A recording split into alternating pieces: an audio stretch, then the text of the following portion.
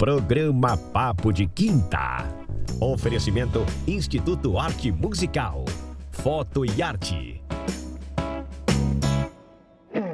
Olá, pessoal! Bem-vindos a mais um episódio do Papo de Quinta.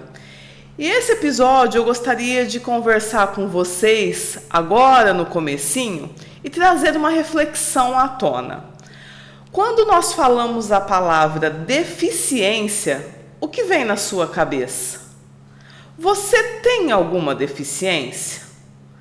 Você tem deficiência, de repente, de atitude, de coragem, deficiência no sentido intelectual, deficiência no sentido sentimental?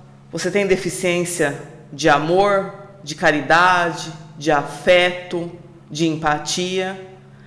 Por que no dia a dia, quando nós falamos deficiência, automaticamente parece que o nosso cérebro remete sempre à deficiência física ou intelectual? Mas eu gostaria de deixar essa reflexão em aberto. Qual é a sua deficiência? E no decorrer do nosso episódio, a nossa convidada vai nos mostrar que deficiência, ter ou não, só depende da gente. Acaba sendo um detalhe. Tatiane Bassi, muito obrigado por ter aceito o nosso convite, o convite do Portal Guariba Acontece. A Tatiane Bassi, pessoal, ela é supervisora de atendimento de uma equipe de uma instituição de ensino e ela veio hoje contar a sua história e nos trazer, acima de tudo, muita inspiração. Seja bem-vinda, Tati. Muito obrigada. Agradeço o convite e é um prazer poder falar com vocês. O prazer é nosso, como eu havia comentado com você. O meu desejo de ter esse bate-papo já vem de longa data. Eu participei de um outro projeto antes e não deu tempo de eu te convidar e quis Deus e o destino que fosse no Papo de Quinta, que fosse com o Portal Guariba Acontece, que esse papo acontecesse. E eu gostaria de te pedir, para iniciar essa nossa conversa, que você falasse um pouco a seu respeito, da sua história, da sua infância. Como foi? Bom, a minha deficiência, ela se deu porque a minha mãe ela estava grávida de 5 meses e meio, né? Não tinha nem 6 meses de gestação, quando a bolsa se rompeu. E aí eu nasci prematura. Né? E aí eu fiquei 3 meses na incubadora. E o oxigênio, a grande quantidade de oxigênio que era para me manter viva, ele queimou a retina do meu olho. Então, e na época eles não usavam, né? Não faziam uso de nenhum tampão para o olho dos bebês. Porque, enfim, não havia acontecido nenhum tipo de acidente com relação a isso. Precisou acontecer alguns outros para que fosse identificado essa necessidade de cuidar para que o oxigênio das incubadoras não prejudicasse a visão, né? Que foi o que aconteceu comigo. E aí, por conta disso, a minha deficiência, ela se deu e aí eu realmente sempre tive a deficiência visual, eu nunca enxerguei. Ô Tati, e você falando, né, que nasceu prematura, me bateu uma curiosidade. Você deve ter nascido bem pequenininha, né? Eu pesava 900 gramas. Olha só, e interessante, né, como que a gente aprende muito conversando. É por isso que hoje a gente observa nas incubadoras, nas UTIs neonatal, os bebezinhos todos com tampão nos olhos, né? Eu nunca iria imaginar o motivo.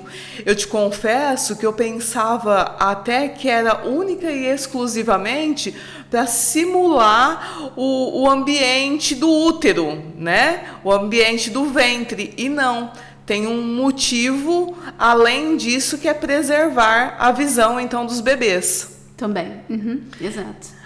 Ô Tati, e na sua infância, como foi o convívio com as outras crianças? Porque você, como você nunca enxergou com os olhos, né? A Tati enxerga de outras formas, nós sabemos.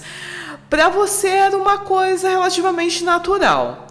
Mas você percebia por parte das crianças que você convivia, não sei se você tem irmãos, um certo cuidado ou até mesmo um medo de brincar com você, você cair, se machucar, alguma coisa nesse sentido? Então, na verdade, eu não tinha muita noção, porque você explicar para uma criança, olha, você não enxerga, eu falava, tá bom. Mas, na verdade, eu não entendia exatamente que eu não enxergava e as outras pessoas sim. Eu achava que todo mundo era igual a mim. Então, eu não tinha noção do perigo. Eu não tinha noção, por exemplo, eu vou cair. Beleza, eu caía e estava tudo certo. Conseguia levantar, continuava a brincadeira. Porque eu não tinha essa noção de entender que eu tinha uma deficiência e que tinha que ter cuidados. Isso, hoje, ele me ajudou muito. Porque hoje eu consigo me locomover com menos medo e mais autonomia. Porque, por exemplo, eu já caí, eu já quebrei o dente, eu já me ralei, eu andava de bicicleta. Porque, olha, eu falava, eu achava que na minha cabeça todos eram iguais. Então, se todas as crianças tinham uma bicicleta, eu também queria ter. Se todas as crianças iam jogar bola, por que eu também não ia? E eu ia. E aí demorou um tempo para eu entender que eu tinha uma deficiência e que as outras pessoas não. Porque como eu nunca enxerguei, não foi algo que eu perdi, eu cresci assim. Então, eu caía e eu levantava, falava, bom, tá tudo certo. Porque todo mundo cai, toda criança cai, toda criança se machuca. Então, para mim, era uma coisa que na minha cabeça era muito normal. E isso refletiu muito, e muitas coisas boas, no hoje, né? O que eu consigo me locomover hoje. Então, hoje eu consigo entender todo um ambiente, todo um espaço, com mais exatidão e menos dificuldades. Gente, é maravilhoso isso, né? Porque quando você disse, se os outros podem, eu também posso, essa ingenuidade, essa falta de entendimento da criança só fez com que isso fizesse você se engrandecer como ser humano, porque você nunca se viu diferente, assim como você não é diferente. Por isso que no começo eu lancei a questão da reflexão sobre a palavra deficiência, porque eu não me conformava, gente. Eu falei, como que eu vou conversar com a Tati e vou me referir a ela como uma pessoa deficiente? Deficiente do quê? Então, eu perguntei para ela nos bastidores, falei, eu vou usar essa palavra, porque a gente não vê deficiência nenhuma na vida dela, graças a Deus. E assim você levou a sua infância com toda normalidade possível. Como que foi o período escolar, quando você atingiu a idade de se alfabetizar? Como transcorreu isso? Então, na verdade foi um pouco mais complicado, porque antes não havia uma escola para pessoas com deficiência visual, principalmente na minha cidade. E aí eu tive que aguardar um pouquinho mais. E na época, quando eu fui me matricular na escola, era um engraçado que eu lembro que quando eu fui para a primeira série, eu tinha 14 anos. E as outras crianças tinham 7, por exemplo, 6, 7 anos, que é a idade deles. E não era lei, né? Antes eles tinham aquelas classes especiais para pessoas e tal. E não era uma lei de você matricular o aluno juntamente com os outros. E era muito engraçado, eu era maior que os outros alunos, que as outras crianças, então era bem diferente, né? Só que eram meus amigos, era a galerinha que me ajudava. E era muito bacana, porque eles eram realmente crianças. E a criança, ela inclui. A criança, ela não tem maldade, ela não tem preconceito, para ela é a coleguinha da turma. Então, assim, isso foi muito bacana, porque às vezes as dificuldades que eu encontrei eram muito com relação aos professores, mas não por preconceito deles, mas porque eles não sabiam como lidar, né? Hoje a inclusão, ela realmente alavancou muito, né? Mas hoje há uma preocupação na preparação das escolas, hoje há um cuidado muito maior com relação ao aluno que tem algum tipo de dificuldade. Hoje há uma preocupação maior com a inclusão dentro das instituições de ensino. Só que antes não. Antes, Elei, coloca lá na sala de aula e vamos ver o que dá. Né? Hoje acredito que hajam alguns problemas, sim, só que antes eram muito mais. Então, assim, os professores não sabiam mesmo. Eu tinha professores que falavam pra mim, o que eu faço com você? Eu falava, me dá aula. Me dá aula, me explica. Mas, realmente, é a falta de conhecimento. Hoje, existe uma educação para preparar também os professores, né? Até porque eles precisam ser preparados para trabalhar com a diversidade. Com toda certeza. E essa evolução é muito importante, né? Porque quando nós nos deparamos com profissionais preparados, parte deles o exemplo de não haver diferença. Então, as crianças, como você disse, que sempre foram mais inclusivas, elas continuam sendo, porque elas falam, olha só, faz parte da turma e tá tudo bem. Né? Não tem nenhuma dificuldade por isso, não precisa ser visto como coitadinho, porque essa questão também da vitimização, Tati, não é legal, né? Não, mas também assim, é muito complicado essa questão da vitimização. E eu entendo muito a questão da pessoa com deficiência, ela também precisa e se olhar de uma outra forma. Porque quando eu me olho e eu me enxergo dentro das minhas limitações, mas eu consigo entender que apesar de ter uma deficiência, eu consigo fazer outras coisas, eu consigo trabalhar, eu consigo estudar, eu consigo ter um cognitivo ok, se de repente a deficiência ela é física, a gente precisa entender que vai muito da nossa postura. Como o outro vai nos tratar, vai depender muito das nossas atitudes, das nossas ações. Então, isso vai refletir muito. Se eu quero que as pessoas me enxerguem como um coitadinho, beleza, eu vou ficar lá na minha casa, ai, tadinha de mim, pobre de mim. Só que se eu quero uma atitude diferente das outras pessoas, eu preciso também ter uma postura que faça com que as pessoas ajam de uma outra maneira. Mesmo porque essa questão da vitimização não está, em momento nenhum, aliada à deficiência física. Porque tem pessoas que não têm nenhuma deficiência física, nenhuma deficiência intelectual e que são vitimistas por si só, né? Exato. Porque eu, coitada de mim, olha só, tudo de ruim acontece comigo, eu não consigo nada. Uma coisa não tem nada a ver com a outra, tem a ver com comportamento. E aí, dando continuidade na questão do processo de ensino-aprendizagem, você frequentou a escola regular e que etapa da sua vida você começou a ter contato com a linguagem, a acessibilidade específica para a sua deficiência, o Braille, por exemplo? O Braille ele veio antes porque eu precisava, para eu poder estudar, eu tinha que saber ler e escrever em Braille. Então, o Braille ele veio antes da matrícula na escola. E o Braille ele não é uma coisa simples de aprender e simples de ensinar. Até porque ele vem muito com a questão de, poxa, por que eu não escrevo com um caderno igual às outras pessoas? Por que o meu caderno é diferente? É um monte de papel com um monte de furinho.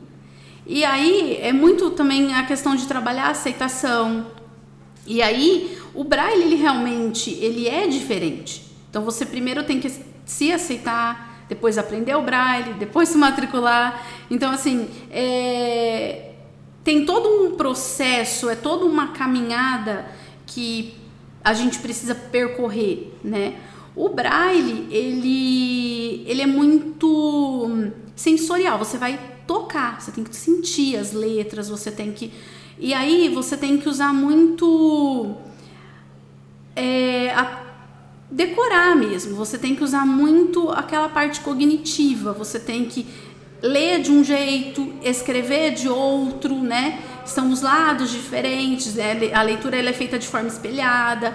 Então você tem que realmente é todo um processo para você poder aprender a ler, a escrever.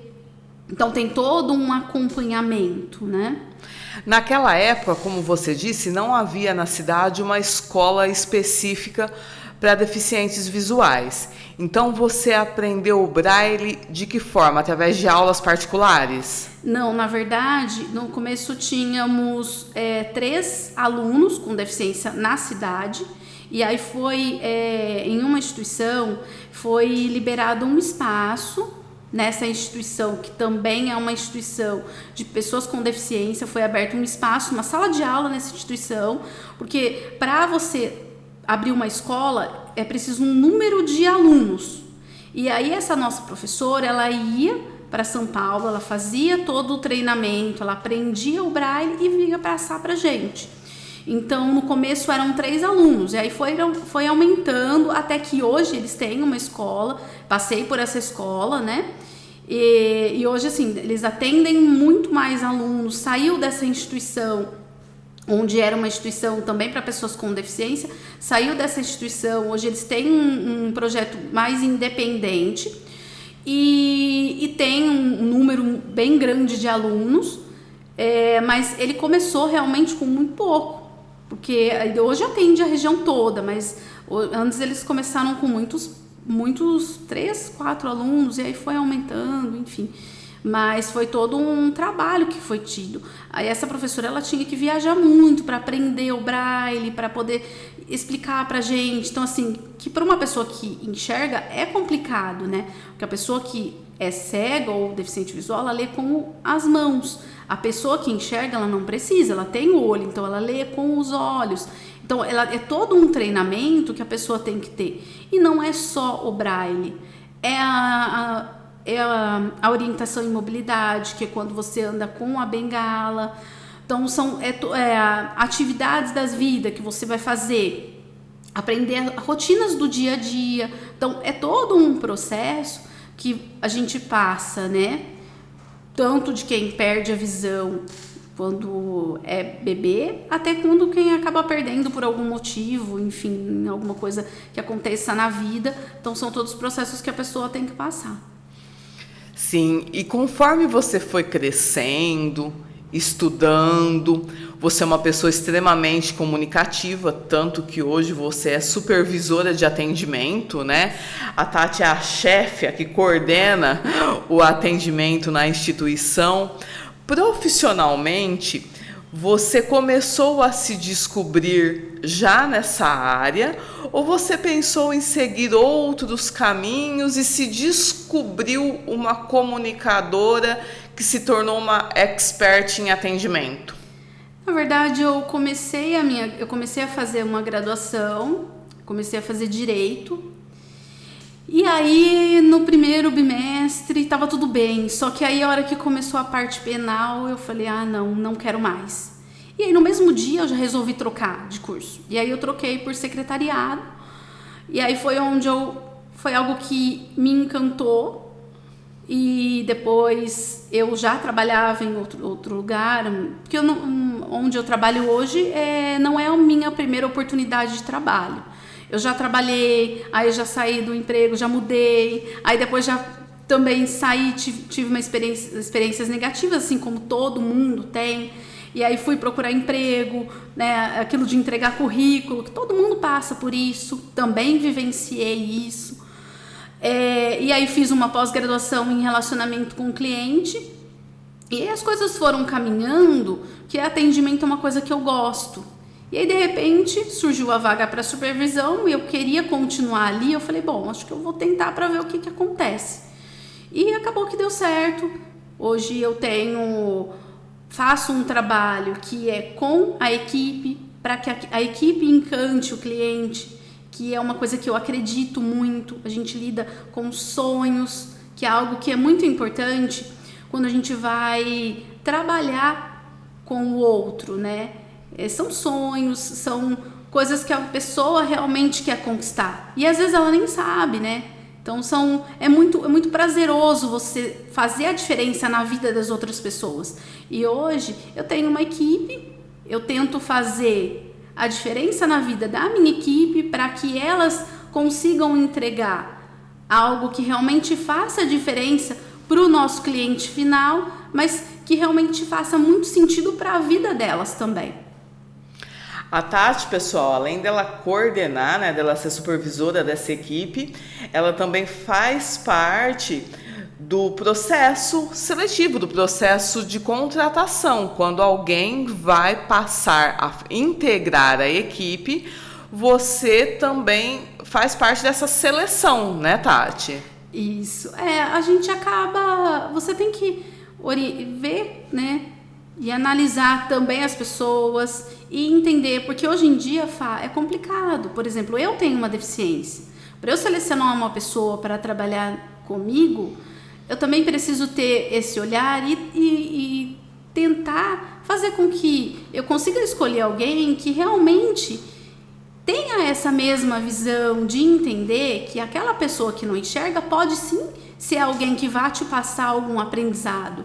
Porque, por exemplo, vamos imaginar que eu não sou responsável por nenhuma escolha sozinha.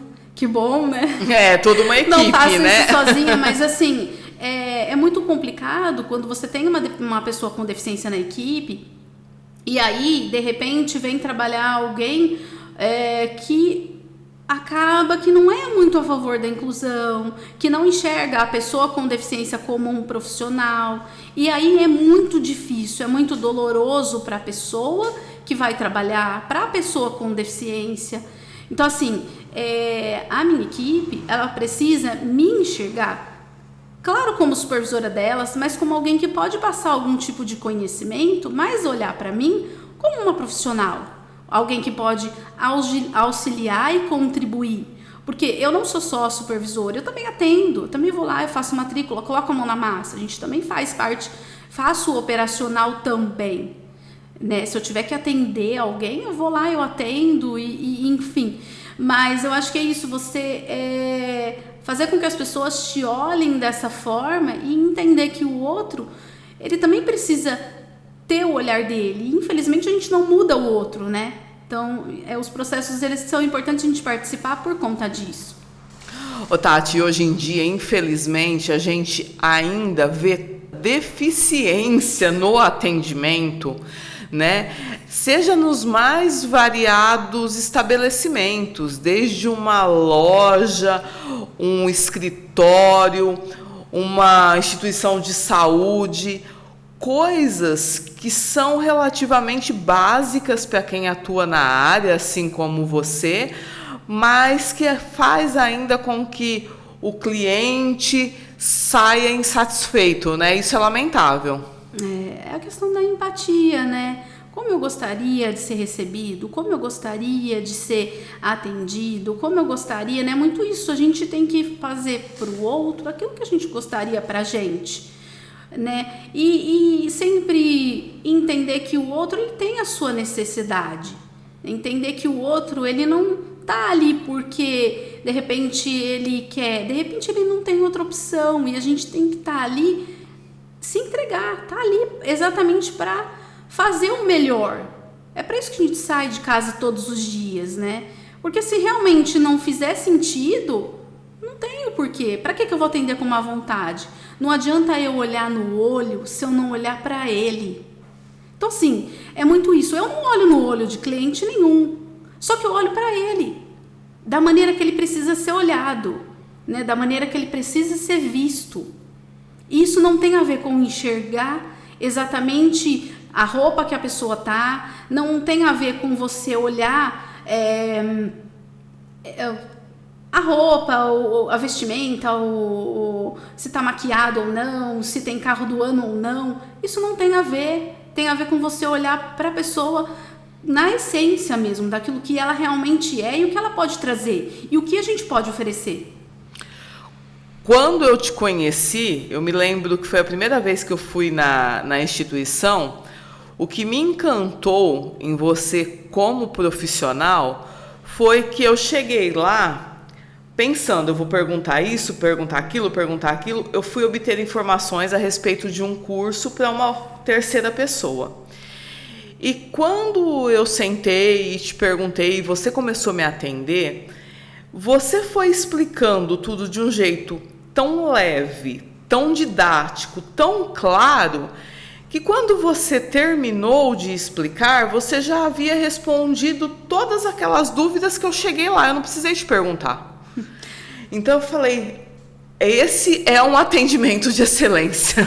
É porque a gente, quando ama o que faz, a gente faz com prazer, né? Mesmo quando a gente não tá legal. De repente a gente teve um dia péssimo. Só que o outro, ele merece ter o melhor da gente. Mesmo quando o dia tá uma porcaria, né? E aí a gente tem que fazer sentido pra pessoa. E é isso, né? Eu lembro realmente de ter já te atendido. Não acho que foi tudo isso. É aquilo a gente às vezes faz com carinho.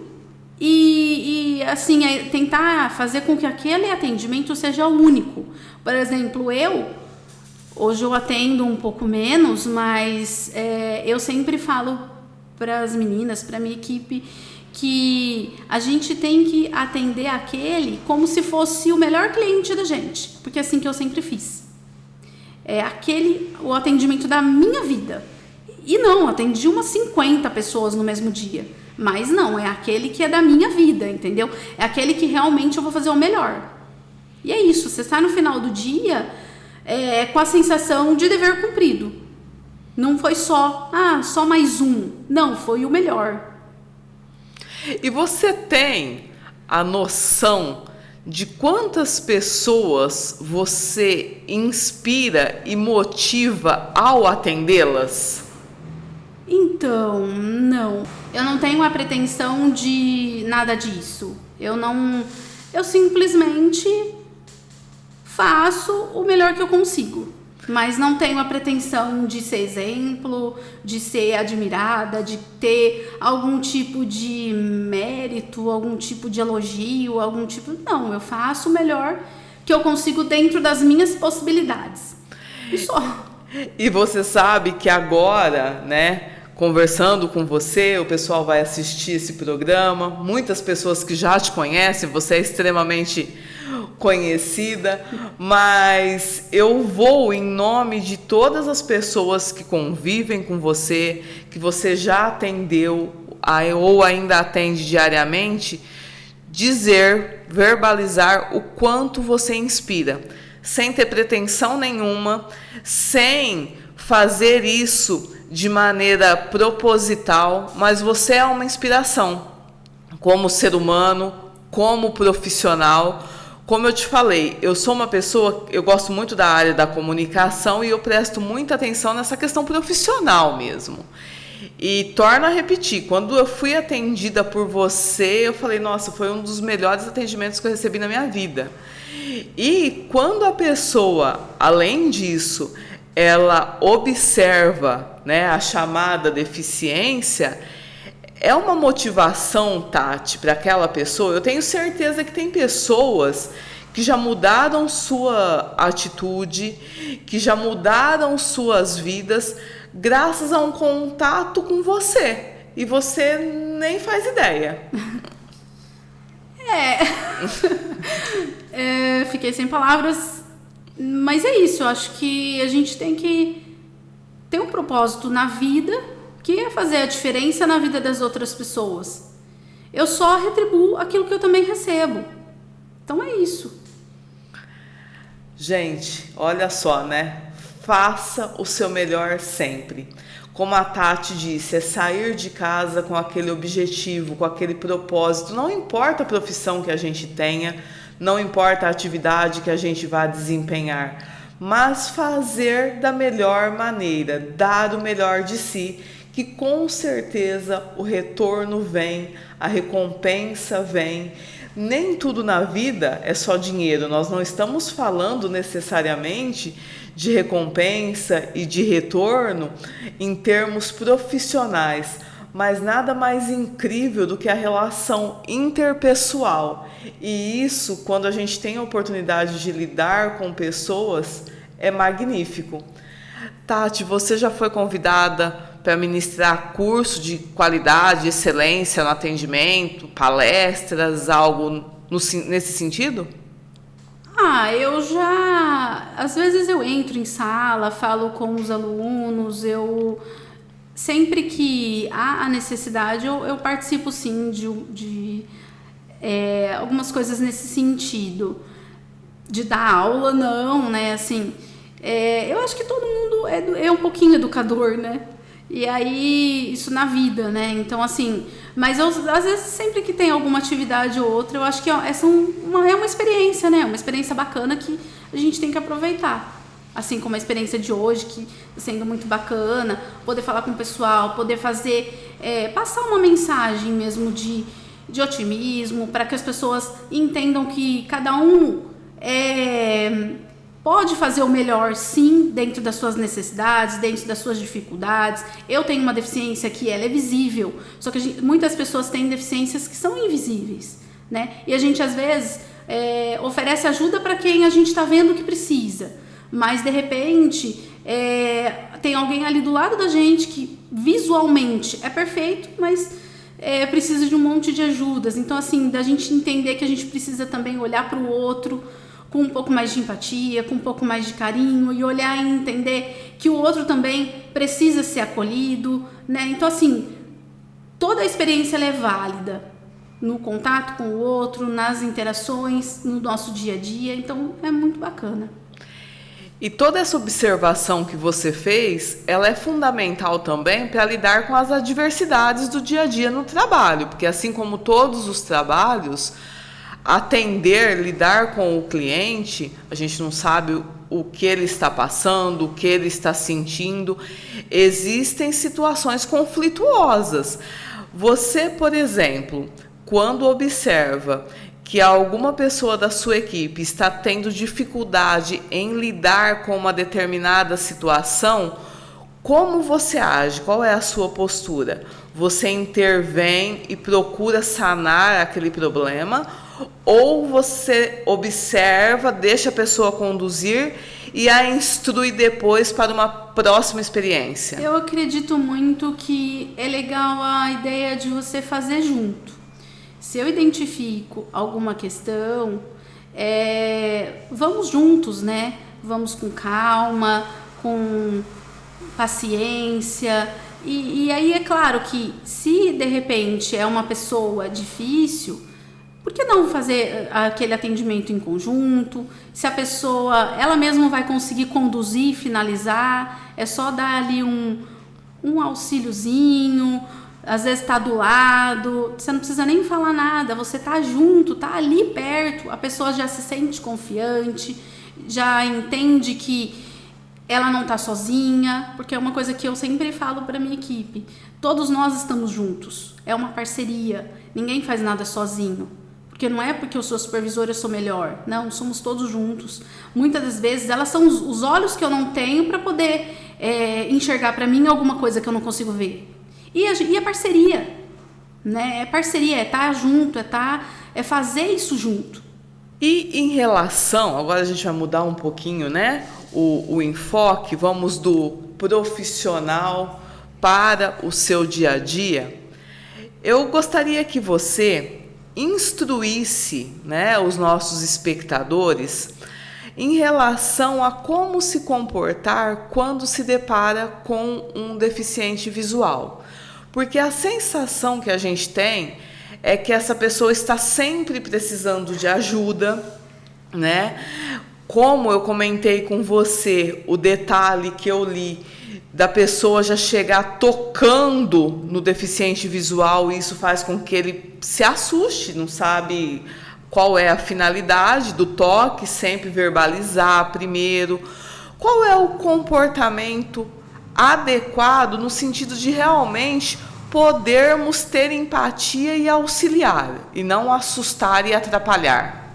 É porque hoje do ser humano é muito da questão de ajudar. A pessoa quer muito eu quero ajudar, às vezes você nem precisa atravessar a rua, a pessoa te viu na calçada, ela acha que você quer atravessar a rua, porque ela achou, e de repente é a chance da vida dela ajudar alguém, né?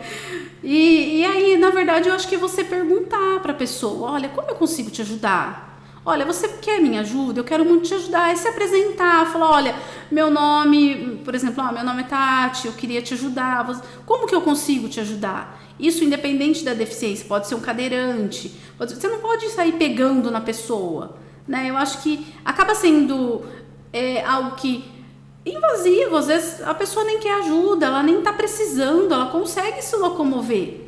Não é porque eu julgo que ela tem uma dificuldade que eu quero sair levando ela para onde eu quero ir. E na verdade não.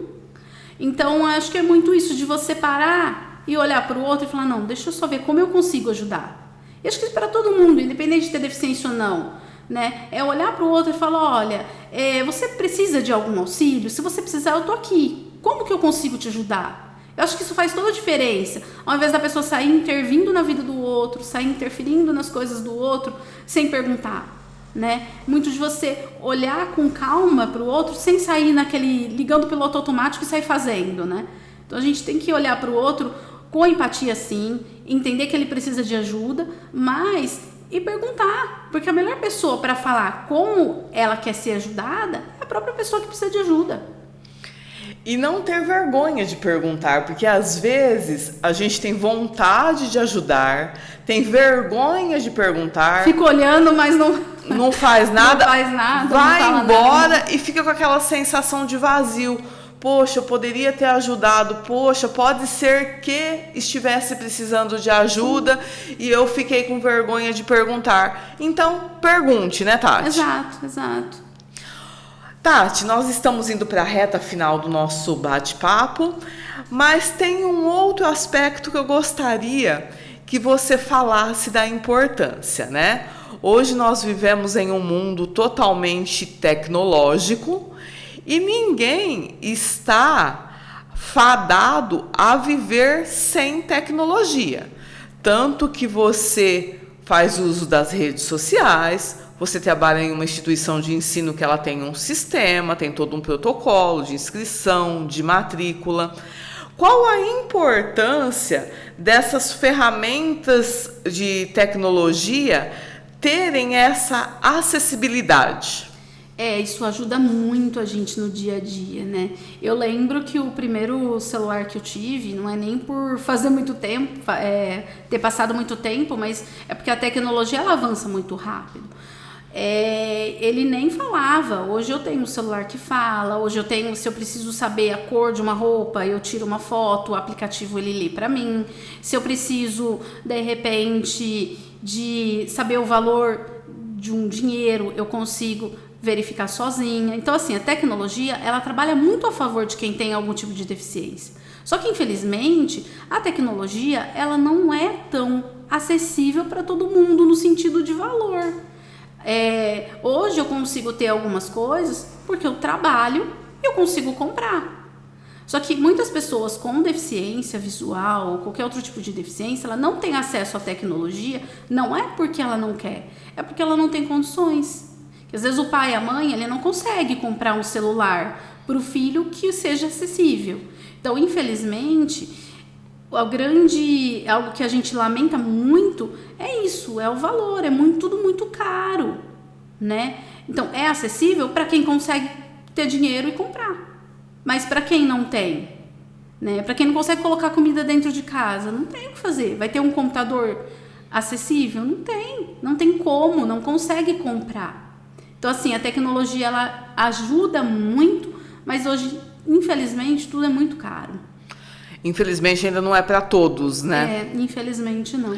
Aplicativos também, por exemplo, igual você falou da questão de tirar a foto e de falar a cor da roupa.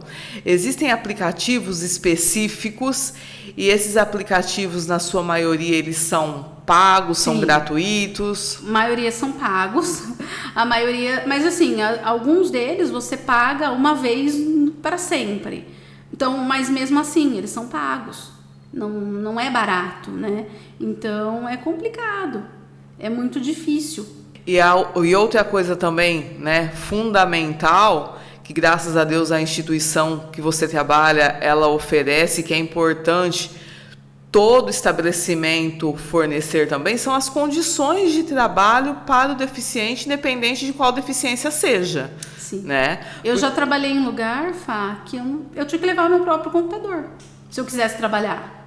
Então. E aí você tem que mostrar que você consegue trabalhar com aquilo que é seu.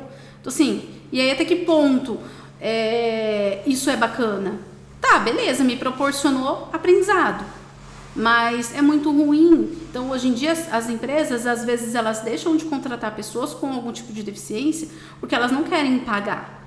Não que elas não querem pagar o salário, elas não querem comprar equipamentos para que a pessoa consiga desenvolver um trabalho bacana.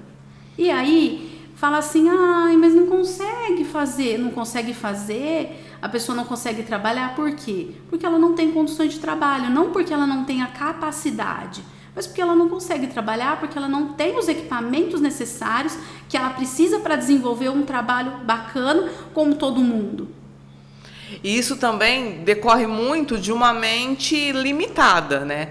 Porque o empregador ele tem que ver isso como um investimento e não como um gasto, porque esse investimento pode trazer muitos frutos, como, por exemplo, ter uma profissional do seu nível trabalhando em sua empresa. Eu acho que é muito isso, né? Hoje tem uma lei que ampara a pessoa com deficiência, e aí a empresa ela precisa contratar por conta da questão da cota, mas eu acho que a empresa que olha essa questão de cota para ela não pagar multa já não vai dar certo. Porque quando você contrata alguém, porque eu preciso colocar lá dentro uma pessoa com deficiência, porque eu tenho medo de pagar multa, mas eu dou para ela um equipamento de trabalho meia boca, só porque realmente eu quero fugir da multa e não quero investir no profissional, aí, infelizmente, não tem o que fazer, né? É complicado, muito complicado para a pessoa com deficiência, complicado para a empresa. Então, assim, é uma dor muito grande que a pessoa precisa passar por isso, né? Lógico, porque ela não tem as condições de desenvolver o seu potencial e mostrar seu efetivo trabalho, né? Sua efetiva capacidade. Sim. Ô Tati, que recado final você deixaria para o público do Papo de Quinta? Eu acho que foi um prazer, né, falar com vocês, eu agradeço muito.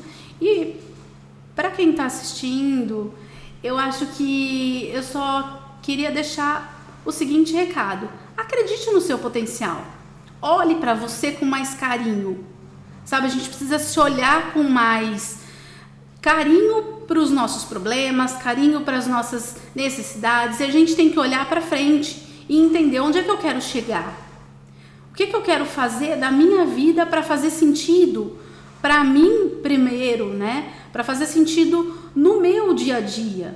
E a gente olhar pra gente com um pouco mais de carinho e de amor. Não adianta a gente olhar para quem tá do lado com carinho se a gente não se olha.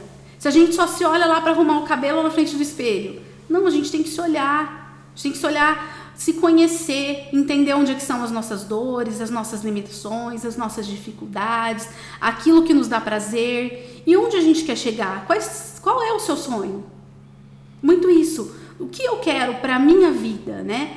Qual é o meu sonho? Onde eu quero chegar? E é isso, Fá. Tati, muito obrigado. Imagina. Você realizou um desejo, como eu disse no início, muito grande, assim, um desejo do meu coração de ter esse bate-papo com você. Até então eu te conhecia só profissionalmente, eu não conhecia a sua história. Estou conhecendo aqui junto com vocês que estão nos assistindo. Muita gratidão mesmo, e o Papo de Quinta, o Portal Guariba Acontece, vai estar sempre à sua disposição, à disposição de todos, porque o mundo é inclusão. Todos nós temos deficiências, seja ela de que origem for, todos juntos, misturados, unidos, podemos realizar todos os nossos sonhos. Portanto, seja feliz, assim como a Tati, né, Tati? É isso. Pessoal, um grande beijo, Até o próximo programa. Você merece ser feliz. Até mais. Programa Papo de Quinta. Oferecimento Instituto Arte Musical. Foto e Arte.